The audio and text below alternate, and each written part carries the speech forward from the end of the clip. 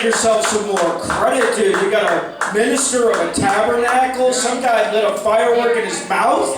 This place is fucking lit. We got Auntie Bobo. Is she still here? Yes. Happy birthday, Auntie Bobo. Shit. I was recently in Louisiana, and it's time we sell it back to the French.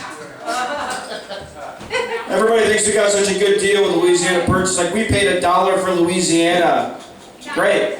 Buy low, sell high. Time to renovate the kitchens and the bathrooms and fucking flip it.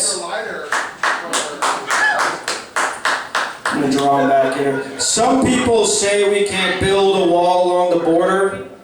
Sure we can. Let's buy the Great Wall of China, have them take it apart, ship it over to Tijuana, and have them put it back up. I mean, nothing would be more American than a wall that was made in China and assembled in Mexico. Yeah. Guys I work with are total rednecks. They're like, I don't mind them Latinos so long as they assimilate. It's like, assimilate to what? Celebrate your wife's birthday at Hooters and then going to Walmart and randomly screaming out, freedom ain't free.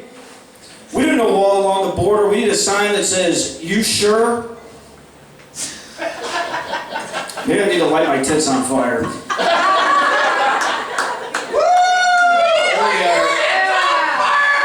Alright, so let's see what we want here. I went to Walgreens. A couple days later, I got an email. How was your experience at Walgreens? It's like, I was just telling a friend of mine what an awesome time I had at Walgreens. A couple days later, I got a second email. Would you please tell us about your trip to Walgreens? It's like, look, I was a middle-aged man wearing sweatpants and a Beastie Boys shirt, buying Chunky Monkey ice cream and a 6-pack of Corona for dinner. How was my experience at Walgreens? Suicidal. I mean, the only thing I like better than getting an email from Walgreens is getting a text message from a politician from a state I don't even live in asking me for money.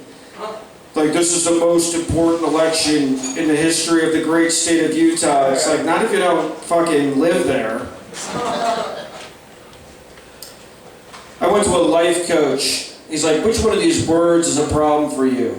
He's like, alcohol, or drugs, or tobacco, or porn. And I was like, I got a problem with the word or. I mean, I don't know what I find more unsettling, the fact that it's got my first copy of AARP magazine in the mail, or the fact that I totally would have fucked the woman on the cover.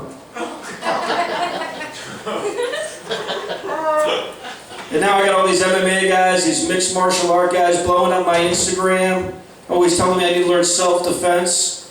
So like, well, what are you going to do when somebody tries to rob you? I'm going to whip out my wallet and hand it to them. You know what's easier than learning jiu-jitsu? Canceling your credit cards. I moved to New York during Pride Month. I'm straight, so I don't know anything about the struggles or challenges of that group. The only thing I know for sure is that whatever closet they came out of was fucking huge. I'm glad you guys are cool, but I was on a train from Florida to Virginia and the train hit a guy. Not funny. Number of times I was told the train hit a guy. Well, let's see.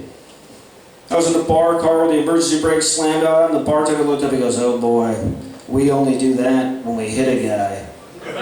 Then an announcement came on. Train will be stopped because it hit a guy. Then I got a text message. Train 52 will be delayed because it hit a guy. Then my mother texted me. She was like, I just read that your train hit a guy. Then my brother texted me. He's like, Mom just said your train hit a guy. Then my father texted me. He's like, your brother said that your mother said that your train hit a guy. I finally forgot about the whole thing until a couple weeks later. I got an email, cool off, cowboy. Yeah, that's right. Finally forgot about the whole thing for a couple of weeks, so I got an email from Amtrak. It was like, what can we do better on your next trip? I would have let them know, but I was too busy reviewing Walgreens.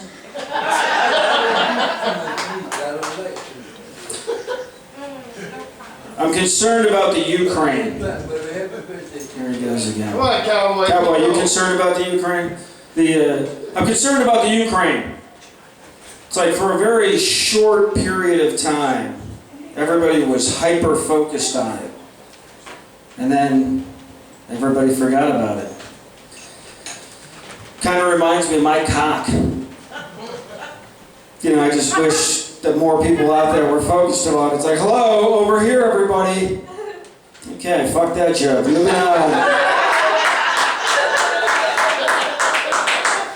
Worked in Louisiana. Fucking ass, Jesus.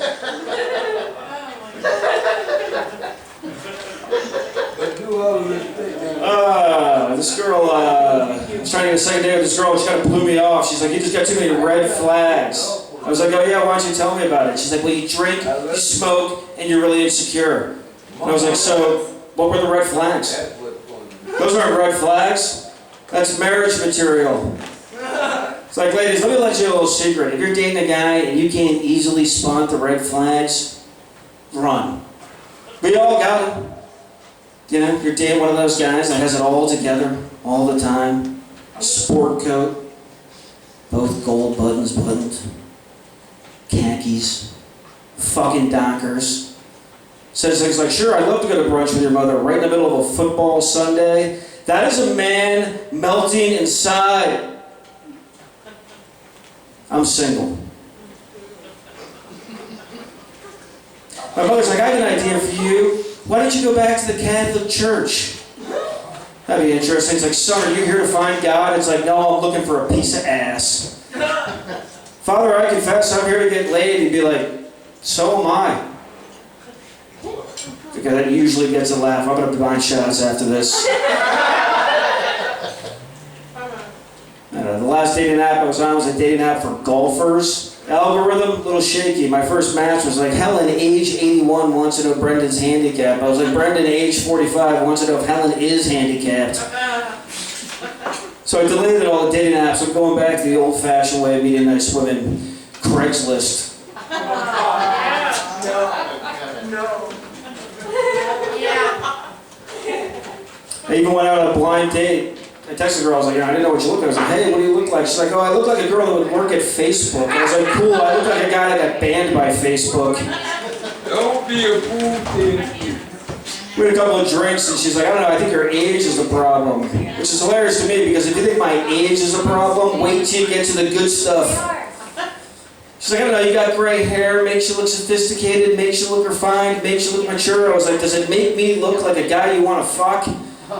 I got white hair. Yeah, alright. Anyway, yeah, she called me a short king, which if you're not familiar is slang for guys under 5'9". Is that cake really that good? Yeah. I'm right here.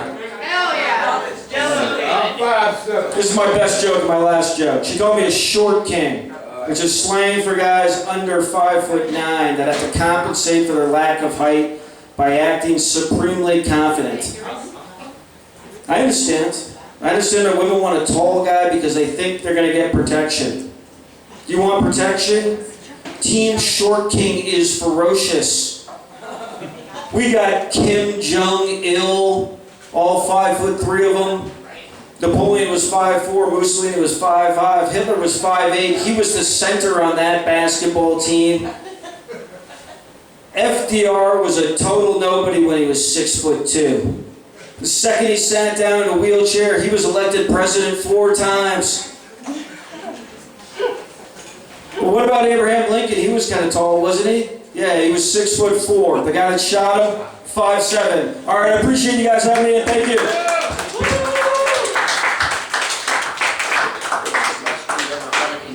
Yeah, but look at it. Give a round of applause, ladies and gentlemen.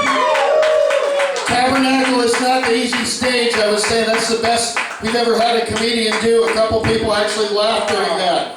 That's awesome. You are one of us now, Google Gobble. You'll be covered with tar and feathers outside the parking lot, as you know. So have a couple drinks and prepare yourself. We prevented Cowboy from stabbing you, which means that you did a really good job. Give him another round of applause.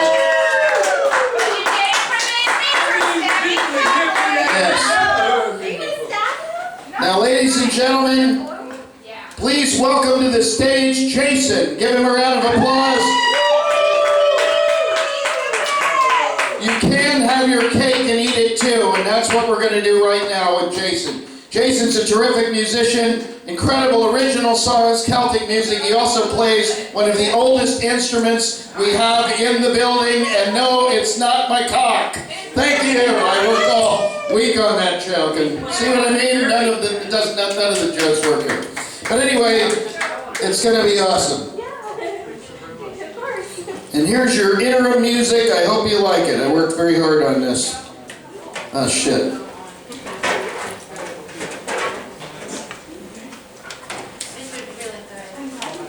Down there to the scaffold.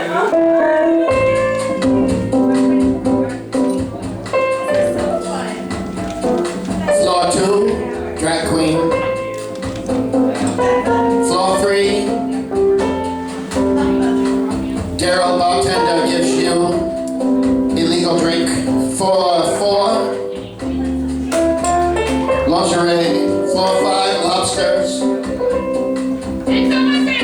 Floor 6, Hots by Cowboy. Floor 7,